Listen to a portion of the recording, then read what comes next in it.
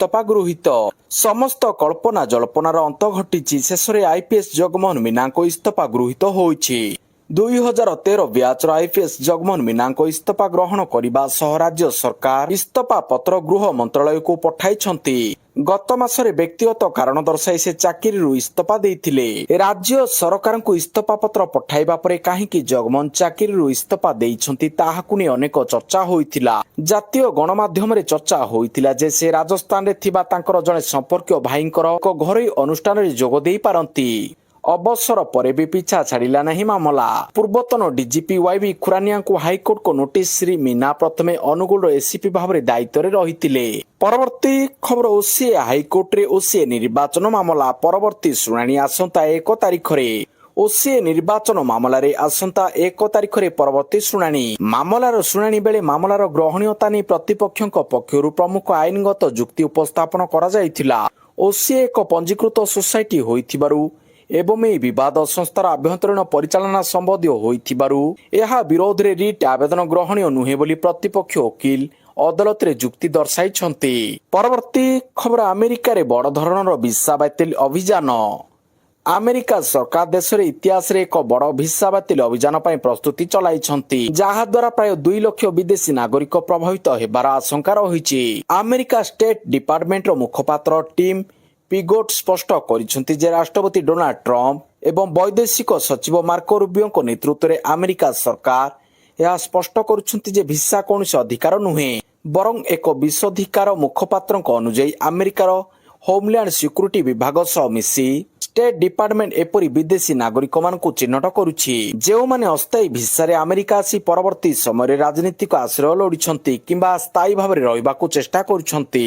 ପରବର୍ତ୍ତୀ ଖବର ଯୁବକମାନଙ୍କ ଭିତରେ ନୂତନ ଚିନ୍ତାଧାରା ଆସିବା ଜରୁରୀ କହିଲେ ପ୍ରଧାନମନ୍ତ୍ରୀ। ପ୍ରଧାନମନ୍ତ୍ରୀ ନରେନ୍ଦ୍ର ମୋଦି ଦେଶର ଜେନ୍ଜିଙ୍କ ସହିତ ସିଧାସଳଖ ଆଲୋଚନା କରିଛନ୍ତି। ଖେଲୋ ଇଣ୍ଡିଆ କାର୍ଯ୍ୟକ୍ରମରେ ଛାତ୍ରଛାତ୍ରୀମାନେ ଉତ୍ସାହର ସହିତ ଅଂଶଗ୍ରହଣ କରିଥିଲେ। ପ୍ରଧାନମନ୍ତ୍ରୀ ଭର୍ଚୁଆଲ ଭାବରେ କାର୍ଯ୍ୟକ୍ରମରେ ଯୋଗଦେଇ କହିଛନ୍ତି ଯୁବପିଢ଼ିଙ୍କ ମନରେ ନୂତନ ଚିନ୍ତାଧାରା ଆସିବା ଉଚିତ। କ୍ରୀଡ଼ା ଆମକୁ ଜୀବନର ଚ୍ୟାଲେଞ୍ଜର ସମ୍ମୁଖୀନ ହେବାକୁ ଶିଖାଏ। ପ୍ରଧାନମନ୍ତ୍ରୀ କହିଛନ୍ତି ଅଗଷ୍ଟ 15 ତାରିଖରେ ମୁଁ ଲାଲକିଲ୍ଲାରୁ ଭାରତର କ୍ରୀଡ଼ା ଭିଜନକୁ ଦେଶ ସମ୍ମୁଖରେ ଉପସ୍ଥାପନ କରିଥିଲି। କ୍ରୀଡ଼ା କେବଳ ପଦକ ଜିତିବା ପାଇଁ ନୁହେଁ, ଏହା ଏକ ବିକଶିତ ଭାରତ ଗଠନରେ ଭାରତର କ୍ରୀଡ଼ା ସମ୍ଭାବନା ଏବଂ ଯୁବ ଶକ୍ତିଙ୍କୁ ଏକତ୍ର କରିବାର ଏକ ଅଭିଯାନ। ପରବର୍ତ୍ତୀ ଖବର ଗୋଳାବନ୍ଦ ବିସ୍ଥାପିତଙ୍କ 4 ଦଶନ୍ଧିର ଅପେକ୍ଷାର ଅନ୍ତ। 1371 ପରିବାର ପାଇଁ 75.60 କୋଟିର ପ୍ୟାକେଜ ଘୋଷଣା। ଦୀର୍ଘ ବର୍ଷ ଅପେକ୍ଷା ଓ ସଂଘର୍ଷ ପରେ ଗୋଳାବନ୍ଧର ନୋଳିଆ ବିସ୍ଥାପିତ ପରିବାରଙ୍କର ଅପେକ୍ଷାର ଅନ୍ତ ଘଟିଛି। ଗଞ୍ଜାମ ଜିଲ୍ଲା ଗୋଳାବନ୍ଧଠାରେ ଅନୁଷ୍ଠିତ ଏକ ସ୍ୱତନ୍ତ୍ର କାର୍ଯ୍ୟକ୍ରମରେ ଯୋଗଦେଇ ମୁଖ୍ୟମନ୍ତ୍ରୀ ମୋହନ ଚରଣ ମାଝୀ ଗୋଳାବନ୍ଧର 1371ଟି ବିସ୍ଥାପିତ ପରିବାର ପାଇଁ 75,60,30,000 ଟଙ୍କାର ଏକ ସ୍ୱତନ୍ତ୍ର ପୁନର୍ବାସ ଓ ଥଇଥାନ ପ୍ୟାକେଜ ଘୋଷଣା କରିବା ସହ ଏହାର ଶୁଭାରମ୍ଭ କରିଛନ୍ତି। ଏହା ସହିତ ଛେଳିଗଡ଼ ମଧ୍ୟମ ଜଳସେଚନ ପ୍ରକଳ୍ପର ବିସ୍ଥାପିତ ସେହି 12ଟି ପରିବାରଙ୍କ ମଧ୍ୟରୁ ପ୍ରଥମ ପର୍ଯ୍ୟାୟରେ 96ଟି ପରିବାରକୁ ଘରବାରି ଓ ଚାଷ ଜମିର ପଟ୍ଟା ବଣ୍ଟନ କରାଯାଇଛି। ପରବର୍ତ୍ତୀ ଖବର କର୍କଟ ରୋଗୀଙ୍କ ପାଇଁ ଆଶ୍ୱସ୍ତି। ଆମେରିକାରେ ରସଙ୍କ ଔଷଧକୁ ମଞ୍ଜୁରୀ। ଗୋଟିଏ ମାସର ଡୋଜ୍ 38 ଲକ୍ଷ ଟଙ୍କାରେ ମିଳିବ। ଆମେରିକାର ଖାଦ୍ୟ ଏବଂ ଔଷଧ ପ୍ରଶାସନ ମେଟାଷ୍ଟିକ୍ ଆଗ୍ନେୟଶୟ କର୍କଟ ରୋଗର ଚିକିତ୍ସା ପାଇଁ ରେଭଲ୍ୟୁସନ ମେଡିସିନ ନୂତନ ଔଷଧ ରସଙ୍କଙ୍କୁ ଅନୁମୋଦନ କରିଛି। ଏକ ବଡ଼ ପରୀକ୍ଷଣରେ ଏହି ଔଷଧ ଆଡଭାନ୍ସଡ ଷ୍ଟେଜର ରୋଗୀଙ୍କ ବଞ୍ଚିବା ହାରକୁ ପ୍ରାୟ ଦ୍ୱିଗୁଣିତ କରିଛି। ପ୍ରତିଦିନ ଥରେ ଖାଇବାକୁ ଦିଆଯାଉଥିବା ଏହି ବଟିକା ଯେଉଁ ରୋଗୀମାନେ ପୂର୍ବରୁ ଚିକିତ୍ସା ପାଇସାରିଛନ୍ତି କିମ୍ବା କେମୋଥେରାପି ନେଇପାରିବେ ନାହିଁ ସେମାନଙ୍କ ପାଇଁ ଉପଯୁକ୍ତ। କମ୍ପାନୀ ପକ୍ଷରୁ ମାସକର ଔଷଧର ମୂଲ୍ୟ $39,800 ଧାର୍ଯ୍ୟ ହୋଇଛି, ଯାହା ବର୍ତ୍ତମାନର ବିନିମୟ ହାରରେ ପ୍ରାୟ 38 ଲକ୍ଷ ଭାରତୀୟ ଟଙ୍କା ହେବ। ପରବର୍ତ୍ତୀ ଖବର ରାତିରେ ସୋସିଆଲ ମିଡିଆ ମନା। ପିଲାଙ୍କ ପାଇଁ ରାତିରେ ସୋସିଆଲ ମିଡିଆ ବନ୍ଦ। ଫେସବୁକ୍ ଇନଷ୍ଟାଗ୍ରାମକୁ କୋର୍ଟର କଡ଼ା ନିର୍ଦ୍ଦେଶ। ଏ ରାତିରେ ପିଲାଙ୍କ ପାଇଁ ସୋସିଆଲ ମିଡିଆ କଟକଣା। ଫେସବୁକ୍ ଇନଷ୍ଟାଗ୍ରାମକୁ ଦୈନିକ ଲିମିଟ୍ ନାଇଟ୍ ବ୍ଲକ୍ ଫିଚର ଆଣିବାକୁ ନିର୍ଦ୍ଦେଶ। କମ୍ପାନୀକୁ ଆମେରିକା କୋର୍ଟରେ 1.69 ଲକ୍ଷ କୋଟିର ଜରିମାନା। ଟେକ୍ନୋଲୋଜି କମ୍ପାନୀ ମେଟାକୁ ଏହାର ଫେସବୁକ୍ ଏବଂ ଇନଷ୍ଟାଗ୍ରାମର ୱାଚ୍ ଟାଇମ୍ କମ୍ କରିବା ଲାଗି ଦୈନିକ ବ୍ୟବହାର ସୀମା ଏବଂ ରାତ୍ରି ବ୍ୟବହାର ବ୍ଲକ୍ ଭଳି ଫିଚର ଆଣିବାକୁ ହେବ। ଫଳରେ ଛୋଟ ପିଲାଙ୍କୁ ରାତିରେ ଏଭଳି ସୋସିଆଲ ମିଡିଆ ପ୍ଲାଟଫର୍ମ ଗୁଡ଼ିକରୁ ଦୂରେଇ ରଖିବାରେ ଅଭିଭାବକମାନଙ୍କୁ ଏକ ବିକଳ୍ପ ମିଳିବ। ଆମେରିକାର କାଲିଫର୍ଣ୍ଣିଆ ଫେଡେରାଲ କୋର୍ଟ 29 ରାଜ୍ୟ ପକ୍ଷରୁ ହୋଇଥିବା ଆବେଦନର ଶୁଣାଣି କରି ଏଭଳି ନିର୍ଦ୍ଦେଶ ଦେଇଛନ୍ତି। ପରବର୍ତ୍ତୀ ଖବର, ପଶ୍ଚିମବଙ୍ଗ ସରକାରୀ ହସ୍ପିଟାଲରେ 3 ସପ୍ତାହରେ 60 ଶିଶୁଙ୍କ ମୃତ୍ୟୁ, ଗୋଟିଏ ଦିନରେ 10 ନବଜାତଙ୍କ ମୃତ୍ୟୁ ପରେ ଚାଞ୍ଚଲ୍ୟ। ପଶ୍ଚିମବଙ୍ଗର ମାଲଦା ମେଡିକାଲ କଲେଜ ଓ ହସ୍ପିଟାଲରେ ଗୋଟିଏ ଦିନରେ 10 ଜଣ ନବଜାତ ଶିଶୁଙ୍କ ମୃତ୍ୟୁ ଘଟିଛି। ଏହି ଘଟଣାକୁ ନେଇ ସାରା ରାଜ୍ୟରେ ଚାଞ୍ଚଲ୍ୟ ସୃଷ୍ଟି ହୋଇଥିବା ବେଳେ ଅଗଷ୍ଟର ପ୍ରଥମ 3 ସପ୍ତାହ ମଧ୍ୟରେ ଏହି ହସ୍ପିଟାଲରେ 60 ଜଣ ନବଜାତ ଶିଶୁଙ୍କ ମୃତ୍ୟୁ ହୋଇଥିବା ଜଣାପଡ଼ିଛି। ଘଟଣାକୁ ନେଇ ପଶ୍ଚିମବଙ୍ଗ ସ୍ୱାସ୍ଥ୍ୟ ବିଭାଗ ହସ୍ପିଟାଲ ପ୍ରଶାସନଠାରୁ ବିସ୍ତୃତ ରିପୋର୍ଟ ମାଗିଛି। ପରବର୍ତ୍ତୀ ଖବର, ଭାରତୀୟ ଟିମ୍ରେ ସେହବାଗ ଓ ଦ୍ରାବିଡଙ୍କ ପୁଅ। ଅଷ୍ଟ୍ରେଲିଆ ବିପକ୍ଷ 19 ବର୍ଷରୁ କମ୍ ଭାରତୀୟ ଦଳ ଘୋଷଣା କଲା ବିସିସିଆଇ। ଅଷ୍ଟ୍ରେଲିଆ ବିପକ୍ଷ 3ଟି ଦିନିକିଆ ପାଇଁ ଭାରତୀୟ ଦଳ ଘୋଷଣା କରାଯାଇଛି। ଲକ୍ଷ୍ୟ ରାଇଚନ୍ଦାନୀଙ୍କୁ ଏଥିରେ ଅଧିନାୟକ ନିଯୁକ୍ତ କରାଯାଇଛି। ବୀରେନ୍ଦ୍ର ସେହବାଗଙ୍କ ପୁଅ ଆର୍ଜିବୀର ସେହବାଗ ଏବଂ ରାହୁଲ ଦ୍ରାବିଡଙ୍କ ପୁଅ ଅନଭୟ ଦ୍ରାବିଡଙ୍କୁ ଏକ ଦିବସୀୟ ଦଳରେ ସାମିଲ କରାଯାଇଛି। ମ୍ୟାଚ୍ ଗୁଡ଼ିକ ରାଜକୋଟ ଏବଂ ଅହମ୍ମଦାବାଦରେ ଖେଳାଯିବ। ପରବର୍ତ୍ତୀ ଖବର, ଟ୍ରେନିଂ ବିମାନ ଦୁର୍ଘଟଣାଗ୍ରସ୍ତ, 2 ପାଇଲଟ ମୃତ। କାନପୁର ନିକଟବର୍ତ୍ତୀ ଗଙ୍ଗା ନଦୀ କୂଳରେ ଗୁରୁବାର ପୂର୍ବାହ୍ନ ପ୍ରାୟ 11:50 ସମୟରେ ଟ୍ରେନିଂ ପାଇଁ ଥିବା ଏକ ବିମାନ ଦୁର୍ଘଟଣାଗ୍ରସ୍ତ ହେବାରୁ ପାଇଲଟ ଏବଂ କୋ ପାଇଲଟଙ୍କ ମୃତ୍ୟୁ ଘଟିଛି। ମୃତ ପାଇଲଟ ହେଲେ ଗୁଜରାଟର ସଚିନ ଭାଟିଆ ଏବଂ କୋ ପାଇଲଟ ଜଣକ ହେଲେ କର୍ଣ୍ଣାଟକର ଅଭିଷେକ ପୂଜାରୀ। ଡିଜିସିଏରୁ ମିଳିଥିବା ତଥ୍ୟ ଅନୁଯାୟୀ 2 ସିଟର ବିଶିଷ୍ଟ ଏହି ବିମାନଟି କାନପୁର ସିଭିଲ ଏୟାରପୋର୍ଟରୁ 11:30ରେ ଉଡ଼ାଣ ଆରମ୍ଭ କରିଥିଲା। ତେବେ ତାଲିମ ସାରି ବେସ୍କୁ ଫେରୁଥିବା ବେଳେ ଏହା ଦୁର୍ଘଟଣାଗ୍ରସ୍ତ ହୋଇଥିଲା।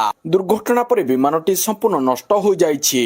ପରବର୍ତ୍ତୀ ଖବର, ପୂର୍ବତନ ଡିଜିପି ଖୁରାନିଆଙ୍କୁ କାରଣ ଦର୍ଶାଅ ନୋଟିସ୍।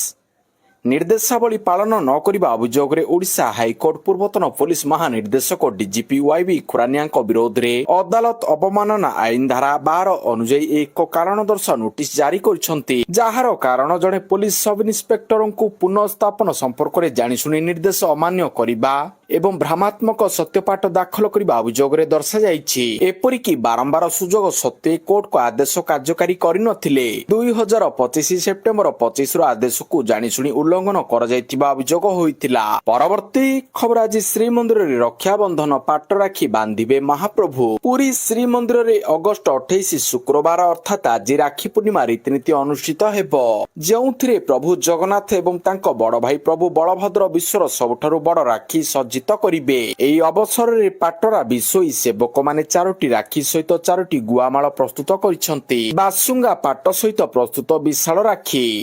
ପରବର୍ତ୍ତୀ ଖବର, ଆଜିଠାରୁ ମହିଳା ଏସିଆ କପ୍ କ୍ରିକେଟ। ମହିଳା ଏସିଆ କପ୍ କ୍ରିକେଟ ଆଜିଠାରୁ ଦୁବାଇରେ ଆରମ୍ଭ ହେବ।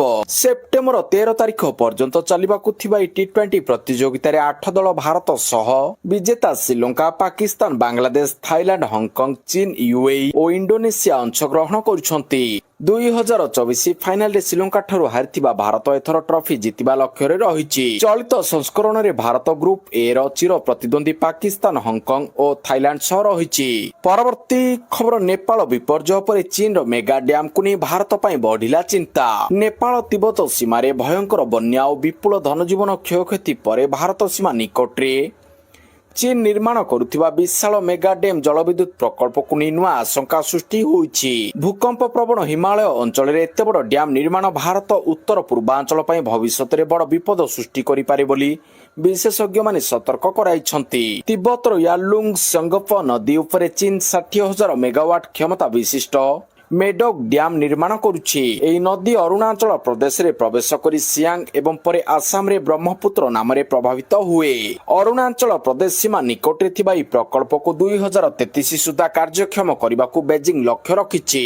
ପରବର୍ତ୍ତୀ ଖବର, ନେପାଳ ଲୋକଙ୍କୁ ସାହାଯ୍ୟ କଲେ ସୋନୁ ସୁଦ। ନେପାଳର ରାସୁଆ ଅଞ୍ଚଳରେ ବ୍ୟାପକ କ୍ଷୟକ୍ଷତି କରିଛି ବନ୍ୟା। ପ୍ରଳୟଙ୍କାରୀ ବନ୍ୟାରେ 288 ଜଣଙ୍କ ମୃତ୍ୟୁ ହୋଇଥିବା ବେଳେ ଶତାଧିକ ଲୋକ ନିଖୋଜ ଅଛନ୍ତି। 15ଟି ହେଲିକପ୍ଟର ସାହାଯ୍ୟରେ ନେପାଳ ସେନା ଦ୍ୱାରା ରିଲିଫ କାର୍ଯ୍ୟ ଜାରି ରହିଛି। ସେହିପରି 250ରୁ ଅଧିକ ଲୋକଙ୍କୁ ସ୍ଥାନାନ୍ତର କରାଯାଇଛି।